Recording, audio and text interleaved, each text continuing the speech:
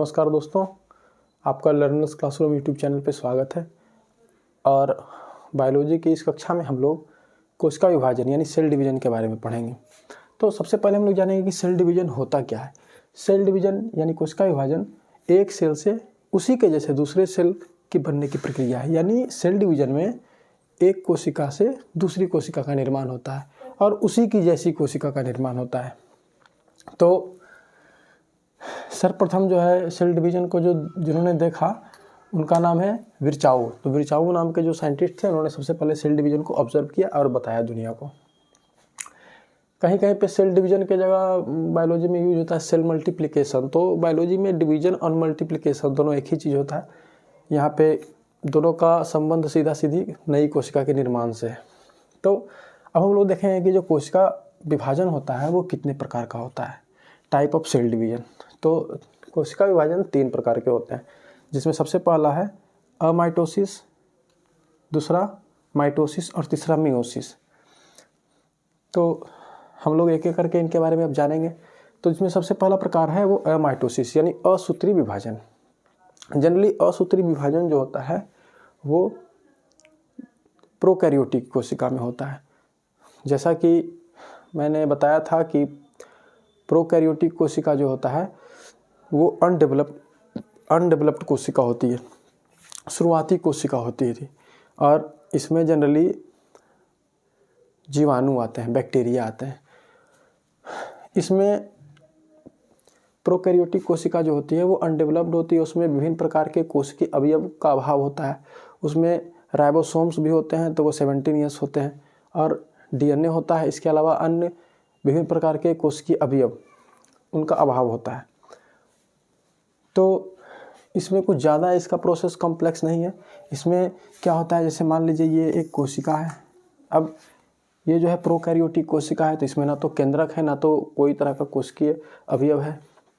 Ribosomes और DNA इसमें होते हैं। इसके अलावा साइटोप्लाज्म मतलब कोशिका द्रव इसमें होते हैं। अब ये जनरली क्या होता है कि बीच से टूटने लगता है, बीच से 2 भागों में, और फाइनली टूट के 2 हिस्सों में बंट जाता है। तो इस जनरली इसमें इतना ही जानना है कि अमाइटोसिस में जनरली विखंडन हो जाता है इस प्रकार से। अब हम लोग सेल डिवीजन के दूसरे प्रकार में आते हैं, जिसका समसूत्री विभाजन नाम है, और इसे इंग्लिश में माइटोसिस कहते हैं। तो माइटोसिस की जो प्रक्रिया है यह थोड़ी कॉम्प्लेक्स होती है। और माइटोसिस जो होता है ये हमारे शरीर में होता है। हमारे शरीर की किन कोशिकाओं में, हमारा शरीर जिन कोशिकाओं से बना होता है, ऐसी कोशिका को कायिक कोशिका कहते हैं। तो कायिक कोशिका में जो होता है वो माइटोसिस होता है। कायिक कोशिका मतलब हमारे शरीर की कोशिका। जैसे हमारा शरीर छोटा से बड़ा हो रहा है, यानी उसमें नई नई कोशिका जुड़ रही है। और हमारा जैसे शरीर कहीं कट गया, कोई जख्म हो गया, तो वो कुछ समय के बाद भर जाता है, यानी वहाँ पे नई कोशिका आ गई। तो वहाँ पे जो नई कोशिका आई, उन नई कोशिका का निर्माण माइटोसिस के द्वारा होता है। यानी यह जो होते हैं कायिक कोशिका में होता है। ये जो माइटोसिस होता है वो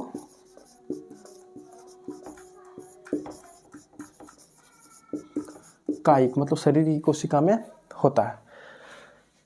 माइटोसिस थोड़ी लंबी प्रक्रिया है और यह कई चरणों में संपन्न होती है।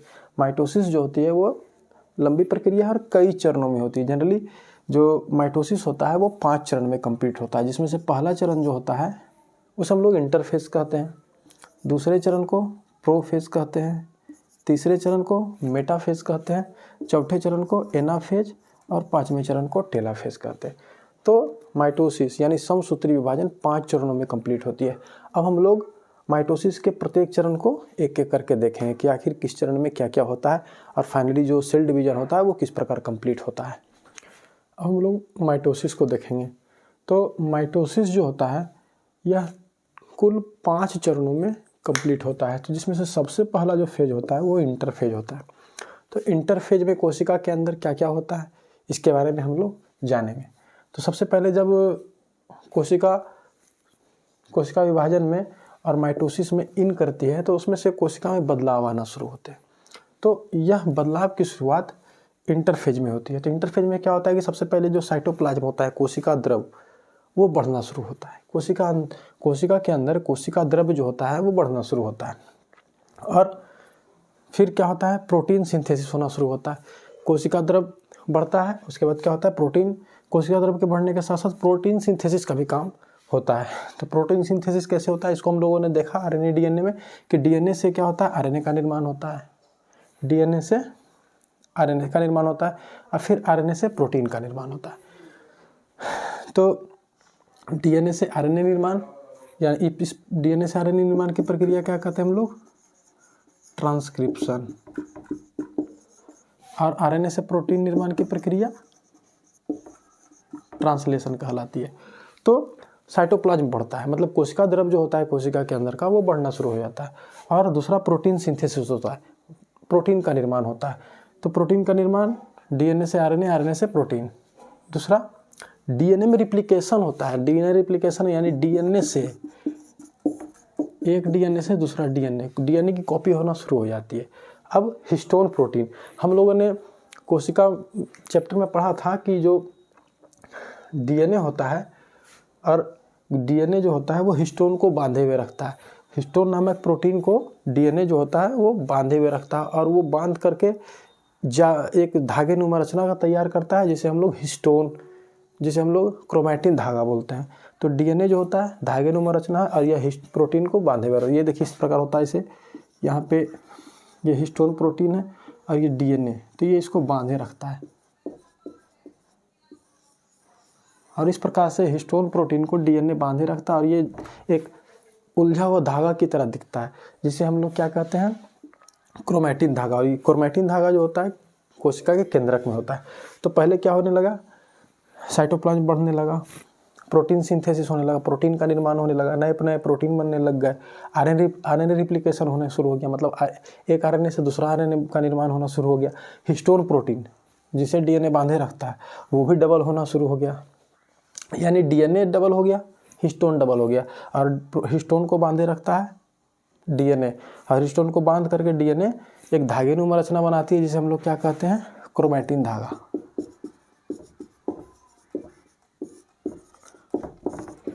तो इन दोनों के बढ़ने से, हिस्टोन और डीएनए के बढ़ने से क्या होता है कि क्रोमैटिन डबल हो जाते हैं, यानी डीएनए और हिस्टोन डबल्ड हो गया तो क्रोमैटिन धागा, दोनों मिलकर के क्रोमैटिन धागे का निर्माण करते हैं, इसलिए क्रोमैटिन धागा जो होता है वो डबल हो जाता है। सेंट्रियोल भी जो होते हैं जो तारक का है, ये भी डबल हो जाते हैं। और यह जो होता है सबसे लंबा फेज होता है। माइटोसिस के 5 चरणों में, 5 फेजेज में सबसे लंबा फेज जो होता है वो इंटरफेज होता है। क्यों? क्योंकि हम लोग देख रहे हैं कि इस फेज में साइटोप्लाज्म बढ़ता है, प्रोटीन का निर्माण होता है। अब चूंकि साइटोप्लाज्म बढ़ता है तो साइटोप्लाज्म को बढ़ने के लिए भोजन की आवश्यकता होती है, कोशिका को भोजन की आवश्यकता होती है, विभिन्न प्रकार के न्यूट्रिएंट्स की आवश्यकता होती है। तो इसके लिए बाहरी फैक्टर पर, कोशिका ये जो फैक्टर है बाहरी फैक्टर पर डिपेंड करता है। उसको यदि सफिशिएंट मात्रा में जल्दी मिल गया तो ये कोशिका विभाजन जल्दी हो जाता है। यदि उसको न्यूट्रिशन मिलने में देरी हुआ तो साइटोप्लाज्म धीरे धीरे बढ़ेगा, जिसकी वजह से वो थोड़ा टाइम लेता है। सेम उसी प्रोटीन के साथ भी वही चीज़ है कि प्रोटीन सिंथेसिस चूँकि एमिनो एसिड से होता है, एमिनो एसिड बाहर से कोशिका के अंदर जाता है साइटोप्लाज्म में और उसी के द्वारा प्रोटीन सिंथेसिस होना होता है। तो ये सभी चीज़ हैं जो साइटोप्लाज्म का बढ़ना, प्रोटीन का बढ़ना, डीएनए रेप्लिकेशन, ये सब एक्सटर्नल फैक्टर पर डिपेंड करता है कि कोशिका के अंदर बाहर से न्यूट्रिशन कितना जा रहा है। तो इसलिए इसमें टाइम लगता है और इसी वजह से जो इंटरफेज होता है ये सबसे लंबा फेज होता है। इंटरफेज होता है जो वो सबसे लॉन्गेस्ट फेज होता है। लॉन्गेस्ट फेज होता है माइटोसिस का, सबसे लंबा और सबसे ज़्यादा समय लगता है इंटरफेज में। तो ये इतना सारा प्रक्रिया इंटरफेज में होता है, हम लोगों ने इसको देखा। अब हम लोग अगले स्टेप पे आते। इंटरफेज के बाद प्रोफेज शुरू होता है। तो यह दूसरी अवस्था है प्रोफेज। प्रोफेज में क्या होता है कि हम लोगों ने देखा कि इंटरफेज में डीएनए का निर्माण हो गया, नए डीएनए बन गए, नए हिस्टोन प्रोटीन बन गए और इन दोनों से मिलने से क्या हुआ कि क्रोमैटिन धागे बन गए। अब इसमें क्या होता है कि क्रोमैटिन धागा न्यूक्लियस के अंदर डीएनए और हिस्टोन प्रोटीन मिल करके क्रोमैटिन धागा बनाते हैं और फिर प्रोफेज में क्या होता है कि वो क्रोमैटिन धागे संघनित होकर के, मतलब संघनित होकर डेंस होना शुरू हो जाते हैं, नज़दीक आना शुरू होते हैं, जिसके वजह से क्रोमैटिन धागे जो है संघनित होकर के नज़दीक आकर के गुणसूत्र के रूप में दिखने लगते हैं। एक चीज़ और कि गुणसूत्र जो है कोशिका की नॉर्मल अवस्था में गुणसूत्र नहीं दिखता है, गुणसूत्र एपियर होते हैं सिर्फ सेल डिवीजन के समय।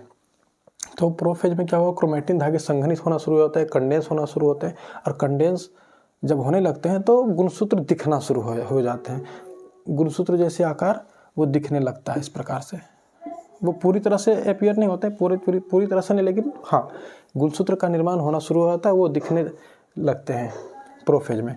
फिर क्या होता है, जो सेंट्रियोल डबल हुआ था इंटरफेज में, वो सेंट्रियोल जो होते हैं वो अलग अलग छोर पे जाना शुरू हो जाते हैं। जैसे ये मान लीजिए कोशिका है, तो एक सेंट्रियोल दो सेंट्रियोल का निर्माण हुआ था, एक सेंट्रियोल से दूसरा, वो दोनों सेंट्रियोल जो होते हैं अलग अलग छोर पे जा करके दो पोल का निर्माण करते हैं। ठीक, अब इसमें से ये जो क्रोमैटिन धागे हैं संघनित होकर के क्रोमोसोम के रूप में आना शुरू हो जाते हैं। इस तरह से क्रोमोसोम के रूप में क्रोमैटिन धागे दिखने लगते हैं, और ये जो तारक का है सेंट्रियोल है वो अलग अलग छोर पे जाकर के पोल का निर्माण कर लेता है। और यहाँ पर एक चेंज ये होता है कि इस सेंट्रियोल से एक धागे नुमा रचना जो प्रोटीन का बना होता है निकलना शुरू हो जाता है, और इस धागे नुमा रचना को हम लोग स्पिंडल फाइबर कहते हैं।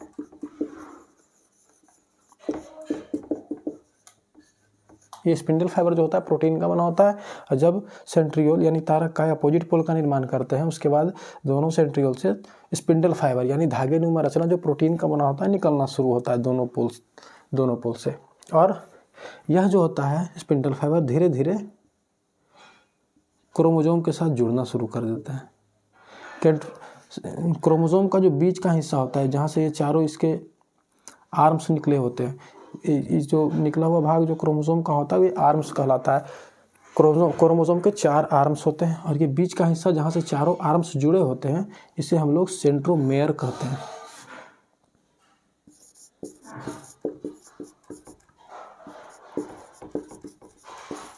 ये बीच का हिस्सा क्या कहलाता है, जहाँ से चारों आर्म्स जुड़े होते हैं, सेंट्रोमेयर। तो स्पिंडल फाइबर जो निकलता है दोनों पोल से, ये धीरे धीरे क्रोमोसोम के यानी गुणसूत्र से जुड़ना शुरू हो जाते हैं, और गुणसूत्र में कहाँ पे जुड़ते हैं, उसके बीच वाले बिंदु से, जिसे हम लोग सेंट्रोमेयर कहते हैं। तो जुड़ने के दौरान क्या होता है कि विभिन्न प्रकार के सेल कंपोनेंट जैसे endoplasmic reticulum, Golgi body, nucleus membranes, nucleus को जो घेरे रखता है, ये सब दिक्कत पहुंचाता है। तो धीरे धीरे क्या होता है कि ये सब धीरे धीरे गायब होना शुरू हो जाते हैं, हटना शुरू हो जाते हैं। तो ये सब चेंजेस जो होता है प्रोफेज में होता है, यानी कि इसमें क्या होता है डीएनए का जो है रेप्लिकेशन एस फेज में हो गया था, इंटरफेज में हो गया था। अब प्रोफेज में क्या हुआ कि वो डीएनए संघनित होकर के क्रोमैटिन धागा बना लिया, और फिर संघनित होकर के गुणसूत्र का निर्माण करता है, यानी गुणसूत्र जो है बनने की प्रक्रिया प्रोफेज में शुरू हो जाती है। सेंट्रियोल जो है अपोजिट पोल पे मूव कर जाते हैं, और उसमें से धागे नुमा रचना निकलता है जो प्रोटीन का बना होता है, और यह इस गुणसूत्र से धीरे धीरे लगना शुरू हो जाते हैं। यह गुणसूत्र के सेंट्रोमेयर से जा करके लगते हैं, और जो अदर सेल कंपोनेंट हैं जैसे endoplasmic reticulum, Golgi body, nucleus membranes, ये सब धीरे धीरे गायब होना शुरू हो जाते हैं। तो प्रोफेज में ये सब सारी चीज़ें होती हैं। अब हम लोग मेटाफेज को देखेंगे। तो मेटाफेज में क्या होता है कि ये जो स्पिंडल फाइबर होते हैं इससे पूरी तरह से जो गुणसूत्र होते हैं वो अटैच हो जाते हैं इसके सेंट्रोमेयर से, और अटैच होने के बाद ये जो गुणसूत्र होते हैं ये भी पूरी तरह से दिखने लग जाते हैं। मतलब जितना कंडेंस होकर के जितना जिस रूप में आना रहता है गुणसूत्र को, वो पूरी तरह से आ जाते हैं, और गुणसूत्र पूरी तरह से विजिबल हो जाते हैं। तो गुणसूत्र जो है वो क्लियरली दिखने लगते हैं एवं बीच में आ जाते हैं। अब स्पिंडल फाइबर जो होता है इसमें थोड़ा खिंचाव उत्पन्न होता है, जिसकी वजह से ये गुणसूत्र जो होते हैं सेल के बीच में आ जाते हैं, और इस प्रकार से अरेंज हो जाते हैं। गुणसूत्र जो होते हैं वो बीच में इस प्रकार से अरेंज हो जाते हैं। फुल्ली कंडेंस्ड क्रोमोसोम, मतलब क्रोमोसोम इंटरफेज के बाद प्रोफेज में तो दिखते हैं, प्रोफेज में दिखते हैं, लेकिन मेटाफेज में आकर के पूरी तरह से विजिबल हो जाते हैं। मतलब गुणसूत्र पूरी तरह से कहाँ विजिबल होते हैं, तो मेटाफेज में। इस वजह से हम लोग मेटाफेज को कहते हैं कि सारी चीज़ें इस फेज में क्लियरली दिखती हैं। अब जो अलग अलग तरह के कोशिकीय कंपोनेंट हैं गायब हो जाते हैं, और उसके साथ साथ न्यूक्लियस मेम्ब्रेन्स होता है वो पूरी तरह से गायब हो जाता है, टूट जाता है, जिससे न्यूक्लियस हट जाता है। तो न्यूक्लियस मेम्ब्रेन्स इसमें पूरी तरह से हट जाते हैं। क्रोमोसोम जो होते हैं पूरी तरह से डेंस होकर के पूरी तरह से विजिबल हो जाते हैं, और ये स्पिंडल फाइबर से पूरी तरह से अटैच होने की वजह से एकदम बीच में आ जाते हैं। तो इस तरह का चेंजेस जो होता है वो मेटाफेज में होता है। अब हम लोग एनाफेज को देखेंगे, तो एनाफेज में क्या होता है कि स्पिंडल फाइबर से जो क्रोमोसोम जुड़ा हुआ है ये बीच से टूटना शुरू हो जाता है, और आगे जा कर के ये बीच से दो भागों में विभक्त हो जाता है। तो यह जो होता है क्रोमोसोम का, यह एक क्रोमेटिड कहलाता है, दूसरा क्रोमेटिड। तो जो क्रोमोसोम के जो क्रोमेटिड होते हैं वो एक दूसरे से अलग हो जाते हैं, और खिंचाव के कारण ये धीरे धीरे पीछे होना शुरू होते हैं। तो यह जो है एनाफेज में होता है। मतलब स्पिंडल फाइबर से जो स्पिंडल फाइबर कहाँ अटैच होता है सेंट्रोमेयर पे। तो यहाँ से जब खिंचाव उत्पन्न होता है तो ये जो दोनों क्रोमेटिड होते हैं ये अलग हो जाते हैं, और इस रूप में अलग हो जाते हैं, और धीरे धीरे दोनों अलग अलग पोल की ओर मूव करने लगते हैं। तो शुरुआत में क्या होता है कि जब अलग होते हैं तो इस प्रकार होते हैं, धीरे धीरे जब पीछे की ओर जाना शुरू होते हैं, ये जो क्रोमेटिड होता है ये अलग क्रोमोसोम की तरह बिहेव करता है, ये अलग क्रोमोसोम की तरह बिहेव करता है, यानी वो न्यूली क्रोमोसोम ही होते हैं। अब ये इस पोल की तरफ जाना शुरू करता है, और ये नीचे की ओर जाना शुरू करता है। फिर क्या होता है कि जो क्रोमेटिड होते हैं वो मुड़ जाते हैं, इस प्रकार से उनमें मुड़ाव उत्पन्न होता है, और वो धीरे धीरे पीछे खिसक रहे होते हैं। यानी कुल मिलाकर के एनाफेज में क्या होता है कि जो स्पिंडल फाइबर होता है खिंचाव के कारण ये बीच यानी सेंट्रोमियर वाले हिस्से से दो भागों में बंट जाते हैं, और पीछे खिसकना शुरू होते हैं। पीछे खिसकने लगते हैं, मतलब ये दोनों पोल की ओर जाना, क्रोमोसोम जो होता है वो पोल की ओर जाना शुरू होता है, और इस तरह से क्रोमोसोम जो होते हैं वो थोड़े झुक जाते हैं। तो ये सब सारा चेंजेस जो होता है एनाफेज में होता है। अब हम लोग टेलोफेज को देखेंगे। तो टेलोफेज में क्या होता है कि ये जो क्रोमोसोम्स होते हैं ये पीछे की ओर घसकते घसकते एक जगह पे जा करके, यहाँ पे जा करके पोल्स पे जा करके फिर से क्रोमेटिन धागे का निर्माण करना शुरू कर देते हैं, और क्रोमेटिन धागे के रूप में तब्दील होने लगते हैं। और इसी स्थान पे फिर क्या होता है कि न्यूक्लियस मेम्ब्रेन्स बनना शुरू हो जाता है, यानी कि क्रोमेटिन धागे का निर्माण हो जाता है यहाँ पे जा करके, और न्यूक्लियस मेम्ब्रेन्स जो इसी के इर्द गिर्द बन जाते हैं।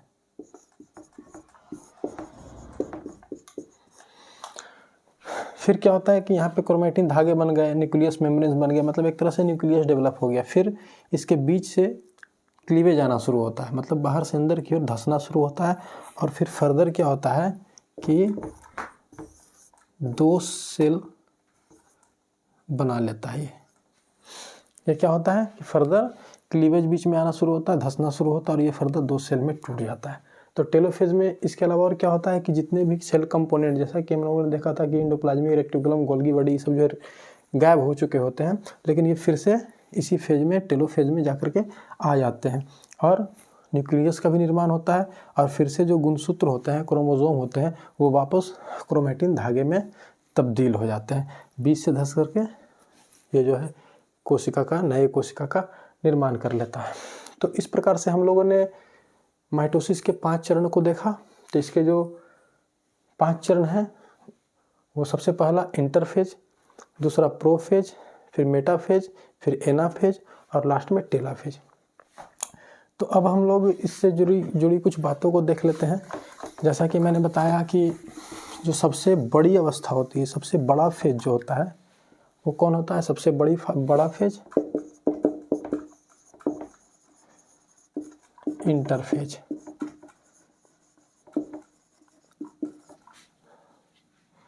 और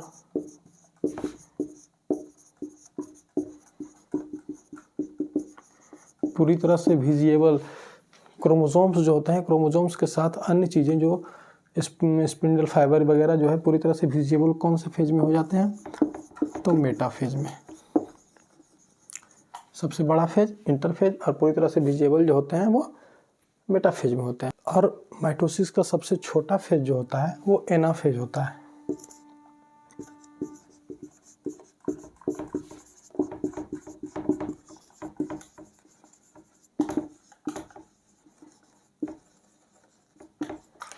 तो इस प्रकार हम लोगों ने माइटोसिस के अलग अलग चरणों को देखा। तो इस वीडियो में यहीं तक। अगले वीडियो में हम लोग मियोसिस को देखेंगे। यदि आप लोग को समझ में आया हो तो वीडियो को लाइक कीजिए, सब्सक्राइब कीजिए, लोगों तक पहुंचाइए, चैनल को सपोर्ट कीजिए। तो मिलते हैं एक नए वीडियो के साथ अगली कक्षा में। तब तक के लिए धन्यवाद।